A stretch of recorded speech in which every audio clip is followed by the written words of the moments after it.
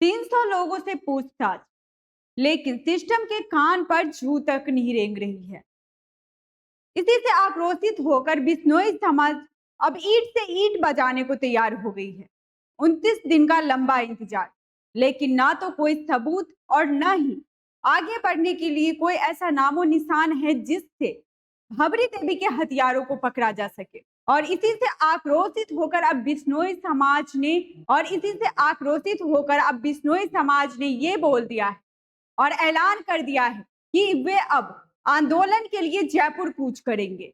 और उन्होंने यहाँ तक बोल दिया है कि विधानसभा का घेराव कर और वो सीबीआई जांच की मांग करेंगे। लेकिन सीबीआई जांच होने के बाद भी क्या भबरी देवी के हथियारों को पकड़ा जा सकेगा? क्या जयपुर कूच करने के बाद और विधानसभा का घेराव करने के बाद उनके हथियारे पकड़े जाएंगे?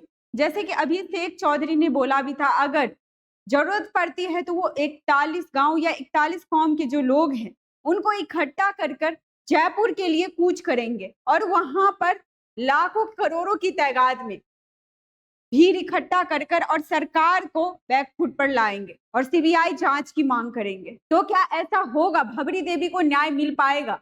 क्योंकि पहले भी जांच की गई थी जिसमें एसबीआई का जांच हुआ था, 300 लोगों की पूछताछ भी की गई, लोकेशन ट्रेस हुआ, मोबाइल फोन का भी लोकेशन ट्रेस हुआ, सारी मोबाइल फोन का डिटेल निकाला गया, लेकिन उसमें कोई भी ऐसी जानकारी नहीं पाई गई जिससे भबरी देवी के हथियारों को पकड़ा जा सके।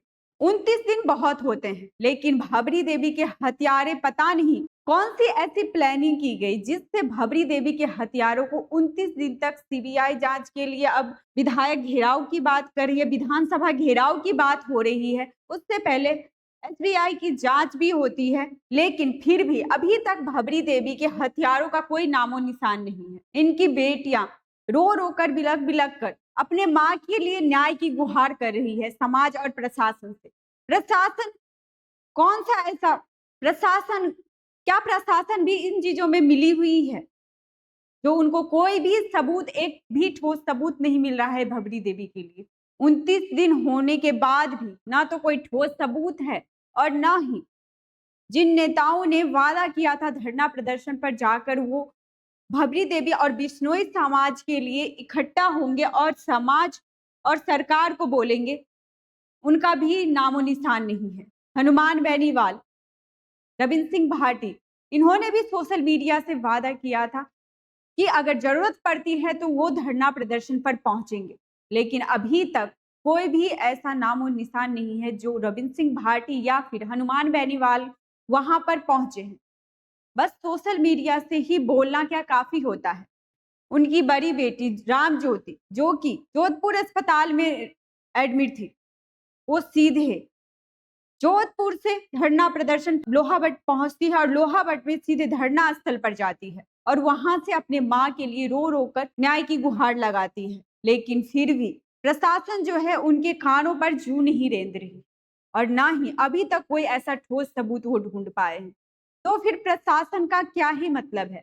अगर कोई भी इंसान 29 दिन से लोहावट के जो लोग हैं, लाखों लोग वहां पर धरना प्रदर्शन कर रहे हैं, फिर भी वो प्रशासन जो है वो प्रशासन कोई भी ऐसा ठोस सबूत नहीं ढूंढ पा रही है, तो फिर क्या मतलब बनता है प्रशासन?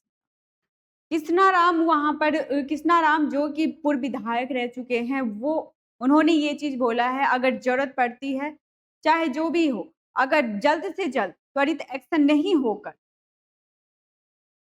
और भबरी देवी के हथियारों को नहीं पकड़ा जाएगा तो वो जयपुर कूच करेंगे और विधानसभा का लाखों की तादाद में घेराव करेंगे और सीबीआई जांच की मांग करेंगे।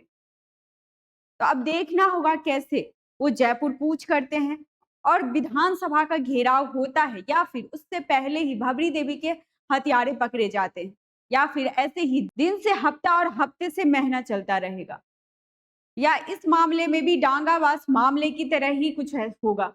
जैसे डांगावास मामले में 11 साल तक कोर्ट में मामला चलने के बाद भी हत्यारा नहीं पकड़ा गया था, वैसे ही भबरी देवी के हत्यारे भी नहीं पकड़े जाते हैं।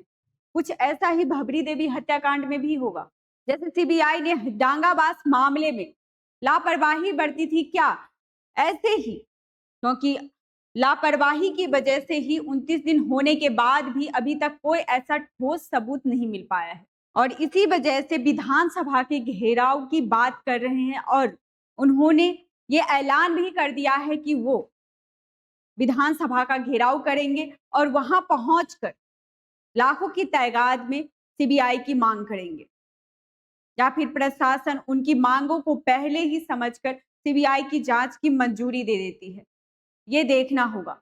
लेकिन एक सवाल रह जाता है, अगर प्रशासन इतने दिनों से जांच कर रही है, पड़ताल कर रही है, तो फिर उनको कोई ठोस सबूत मिल क्यों नहीं पा रहा है? क्योंकि पुलिस प्रशासन पे ही जनता का भरोसा होता है और अगर प्रशासन ही जनता का भरोसा तोड़ने लग गई तो फिर जनता कहाँ जाएगी न्याय के लिए? कुछ ऐसा ही इस मामले में भी देखने को मिल रहा है।